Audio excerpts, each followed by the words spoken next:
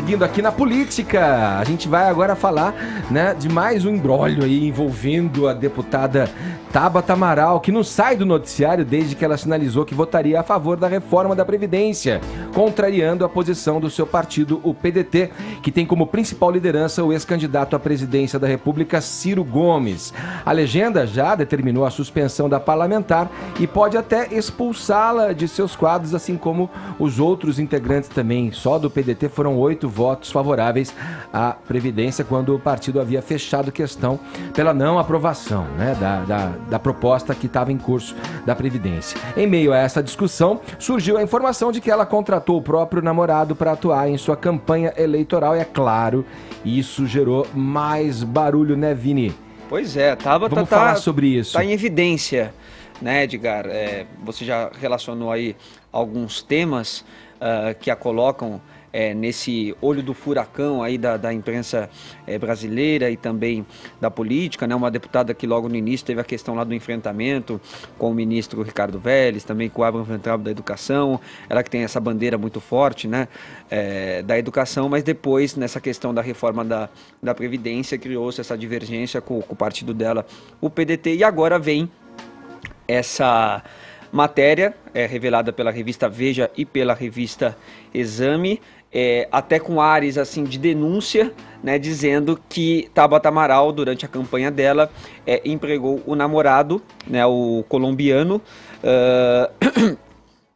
o namorado dela, o colombiano Daniel Alejandro, de 24 anos, Edgar, que trabalhou para a Tabata Amaral num setor ali de análise estratégica, de análise de dados, e que ela teria pago a ele um valor de 23 mil reais, que teria sido aí o 4º maior valor que alguém da campanha dela como pessoa física teria recebido. Ele também tem uma formação em Harvard, né? E ela contratou ele para esse serviço. Ele trabalhava em um escritório aqui em Moema das 9 às 18 horas todos os dias. Daqui a pouco o Caio vai falar um pouquinho mais, né, sobre esse trabalho aí, que é um trabalho bastante desgastante, mas levantou-se essa dúvida, né, sobre empregar um parente, que seria uma prática da velha política, exercida por uma deputada que vem com um discurso de renovação, mas ao mesmo tempo não há nada de legal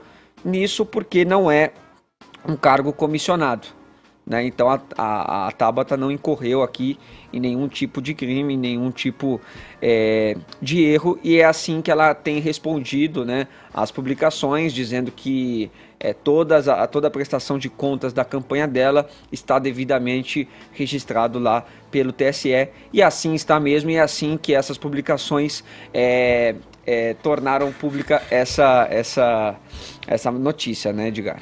Ô, Caio, vou passar a bola para você, lembrando e voltando lá pro Império Romano, né? A frase do Império Romano, lembra Pompeia Sula, a mulher do César, né, que teria a frase em cima da situação em que ele se divorciou da mulher, que a mulher de César não basta ser honesta, tem que parecer honesta. Mais uma vez, a gente está diante de uma figura que representa a nova política e que não deveria incorrer numa, digamos, imoralidade, porque dentro das leis ali eleitorais, ela estaria ali até coberta, né, com a lei a seu favor, mas para quem se propõe ao novo, né, poxa, não poderia dar essa escorregada. É o meu entendimento, enfim, não sei o que você pensa. Eu vou divergir de você nessa, porque para mim isso é uma tentativa de fazê-la parecer desonesta, né? A polêmica, ela nasce de uma reportagem muito maldosa da Veja, e esse é o cerne do meu comentário. A Veja, mais uma vez, esqueceu de fazer jornalismo para fazer política. Aliás, a Veja já poderia se declarar filial do Intercept e chamar o Glenn como editor-chefe. Seria coerente e ambos estão se merecendo. Olha essa manchete, abre aspas. Tabata pagou 23 mil reais ao namorado com dinheiro do fundo eleitoral. É uma matéria sensacionalista que reporta uma não notícia com áreas de denúncia bombástica, para usar a expressão do Vini. Não faltam indícios de que é uma matéria encomendada para assassinato de reputação, o que seria um comportamento bem típico, né, desse jornalismo militante, desse jornalismo mercenário, que reduziu a míseros 3,7%, né, a confiança popular na imprensa, conforme a pesquisa do MDA-CNT de fevereiro desse ano.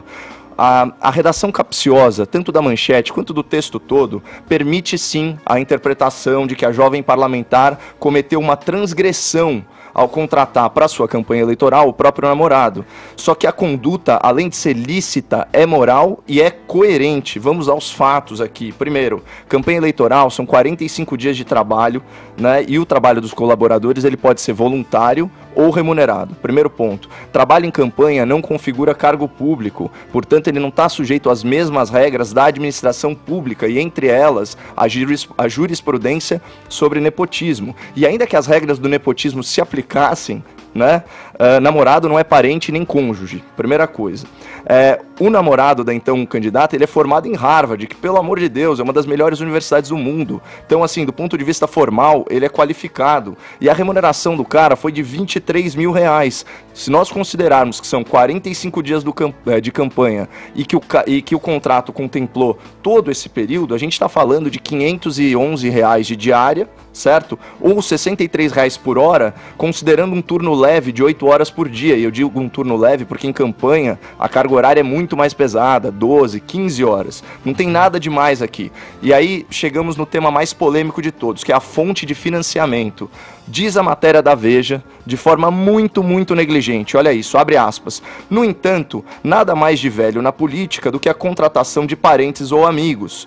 Tabata não fugiu dessa armadilha. Durante a sua campanha, com dinheiro do fundo partidário, pagou R$23 mil ao namorado. Novamente, a gente precisa se endereçar aos fatos. Apenas 7% da campanha milionária da Tabata foi financiada pelo fundo partidário eleitoral. Só 7%.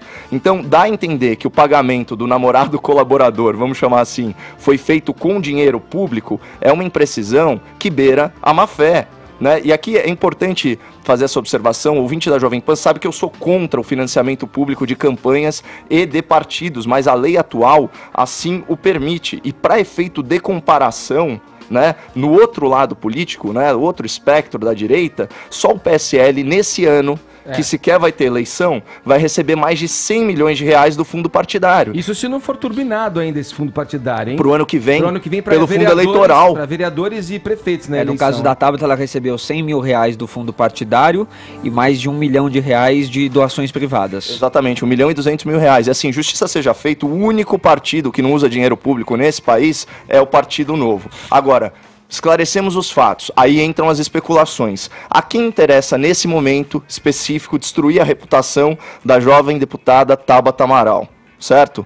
Aos caciques do Partido Trabalhista, o PDT, que não conseguem mais controlá-la e não conseguem neutralizar o seu bom senso. Vamos lembrar que a Tabata, né, ela votou conforme a matemática e aprovou a nova Previdência. Isso é mais uma, né, de infindáveis provas de que a esquerda e as suas lideranças autoritárias não toleram divergência, nem praticam a autocrítica. Porque quando Ciro Gomes vem a público e fala do PT, do que ele os acusa? De hegemonistas. Mas ele mesmo, ele se mostra incapaz de aceitar uma opinião independente e diversa da sua no seu próprio partido. E para fechar, viu, Edgar, o que mais me assusta nessa história é justamente especular sobre as motivações da Veja para publicar essa matéria denegrindo a jovem deputada, porque o ponto é o seguinte: se a Veja não está a serviço da verdade, ela está a serviço de quem?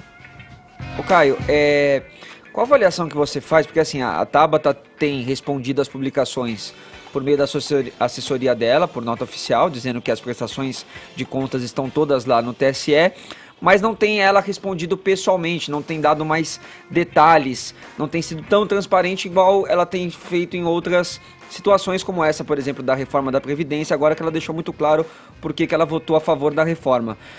Como que você avalia essa postura dela em não querer responder a esse tipo de matéria? Eu acredito que seja uma estratégia para gerenciamento de crise. Ela tá aguardando que a história arrefeça naturalmente, afinal de contas é uma coisa pequena. O ponto aqui é que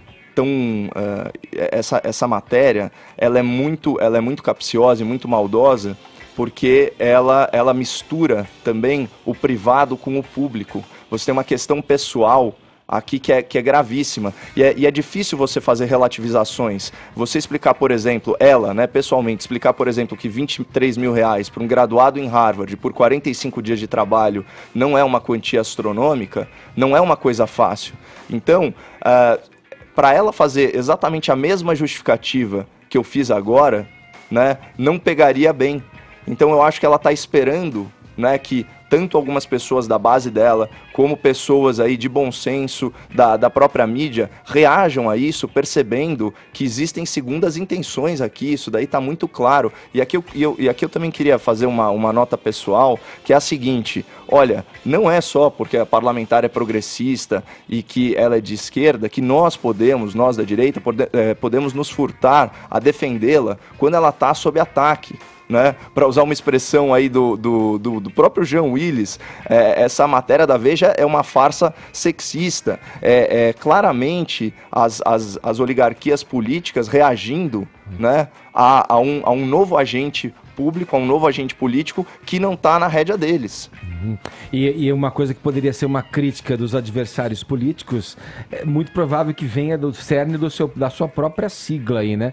Pelo descontentamento que ela gerou na questão do voto favorável ao implemento da reforma dos aposentados. Do ponto de vista de estratégia política, o que eles querem fazer é que ela seja atacada por ambos os flancos, entendeu, Vini?